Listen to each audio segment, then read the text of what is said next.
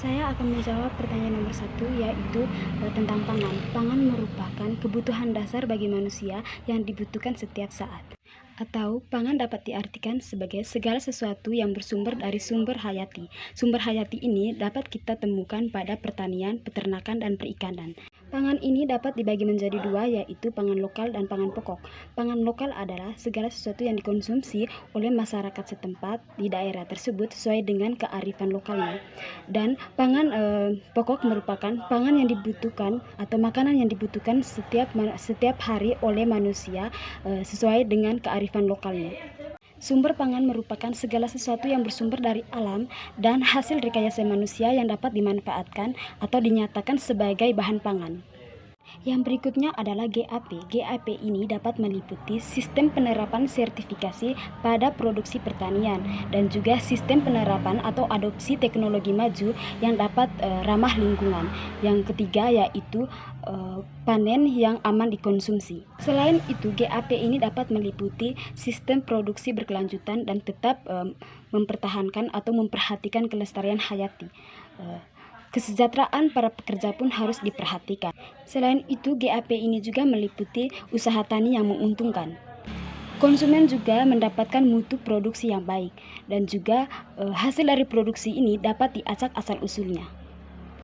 Yang pertama, saya akan menjawab pertanyaan tentang unsur N. Unsur N ini dapat berfungsi sebagai penyusun asam amino, asam nukleat, nukleotida, dan klorofil. Selain itu, fungsi dari unsur N ini adalah untuk menambah kandungan protein di dalam tumbuhan, mempercepat pertumbuhan, dan juga sebagai unsur yang dapat memberikan warna hijau pada tanaman.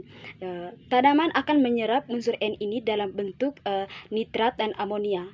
Yang terjadi atau gejala yang muncul pada tanaman jika tanaman tersebut kekurangan unsur N adalah terjadinya korosi, pertumbuhan kerdil, anakannya sedikit, dan cabang pun sedikit. Dan terjadi juga proses perkembangan buah pada tanaman tersebut akan terhambat atau tidak sempurna, bahkan buahnya bisa matang sebelum waktunya. Kekurangan unsur N ini juga akan menyebabkan tanaman atau daun tanamannya itu menjadi kering. Adapun gejala yang akan muncul pada tanaman jika kekurangan unsur P adalah yang pertama, akan terjadi perubahan warna tanaman tersebut menjadi keunguan. Sistem perakarannya tidak berkembang atau dalam perkembangannya tidak terlalu bagus. Yang ketiga, proses pertumbuhan tanaman itu menjadi kerdil, pembentukan bunga, buah, dan biji itu menjadi terhambat, dan presentasi terbentuknya bunga itu menurun. Yang berikutnya adalah unsur K. Fungsi dari unsur K ini sebagai aktivator dalam enzim, bentukan pori dan stomata, proses fisiologi pada tanaman, membantu penyerapan air dan hara, membantu transportasi asam amilat dari daun ke jaringan tumbuhan, dapat juga berfungsi dalam proses metabolisme sel, dan juga dapat mempertinggi daya tahan tanaman terhadap penyakit dan kekeringan. Tanaman yang mengalami kekurangan unsur K ini akan mengalami perubahan warna pada daunnya. Daunnya akan berubah menjadi warna kuning pucat dan bentuknya seperti huruf V.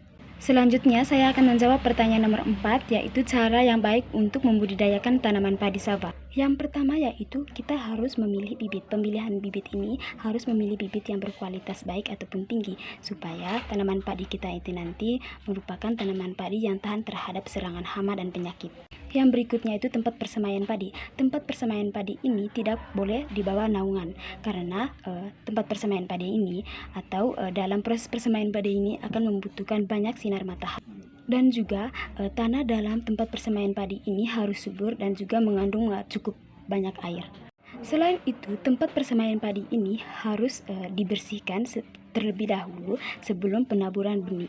Dalam penaburan benih harus adanya penaburan atau pemberian jarak. Tidak boleh penaburan padi ini dalam berkelompok, karena ini akan menyebabkan sulitnya terjadi pertumbuhan pada benih padi tersebut. Kemudian yang selanjutnya yang harus kita lakukan adalah pengolahan lahan atau sawah yang akan ditanam oleh tanaman padi.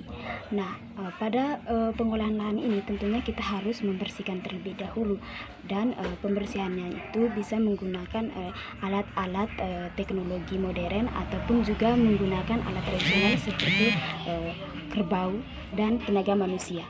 Selanjutnya adalah penanaman. Bibit yang bisa ditanam adalah bibit yang sudah berumur 25 sampai 40 hari dalam tempat persemaian. Tingginya mencapai 25 cm dan banyak helai daunnya 5 sampai 7 helai daun. Berikutnya adalah pemeliharaan tanaman padi. Yang dilakukan dalam pemeliharaan tanaman padi adalah pemupukan, penyulamannya. Yang harus kita perhatikan dalam pemberian pupuk ini harus tepat dosis dan juga tepat cara. Dalam penyulaman tanaman ini dilakukan untuk mengganti tanaman yang sudah rusak. Penyulaman tanaman padi ini tidak bisa dilakukan pada tanaman padi yang berumur 10 hari setelah pindah dari tempat persemaiannya. Yang berikutnya adalah cara untuk pengendalian hama dan penyakit yang menyerang tanaman padi. Cara yang tepat yaitu bisa menggunakan cara yang tradisional yang ramah lingkungan dan bisa juga menggunakan bahan kimia. Namun disarankan dalam menggunakan bahan kimia ini harus sesuai dengan dosis dan tidak digunakan secara terus-menerus, karena ini juga dapat merusak unsur hara atau mengurangi unsur hara yang dibutuhkan oleh tanaman kita dari tanah. Berikutnya adalah panen. Pada saat panen biasanya tanaman padi yang berumur 80 sampai 120 hari dapat panen, tapi waktunya itu atau umur panennya ini sesuai dengan varietas padi. Nah, pastikan pada saat panen itu harus berhati-hati supaya bulir atau gabahnya tidak jatuh. Ciri-ciri padi yang dapat dipanen adalah daun dan butir buahnya itu sudah atau butir gabahnya itu sudah berwarna kuning.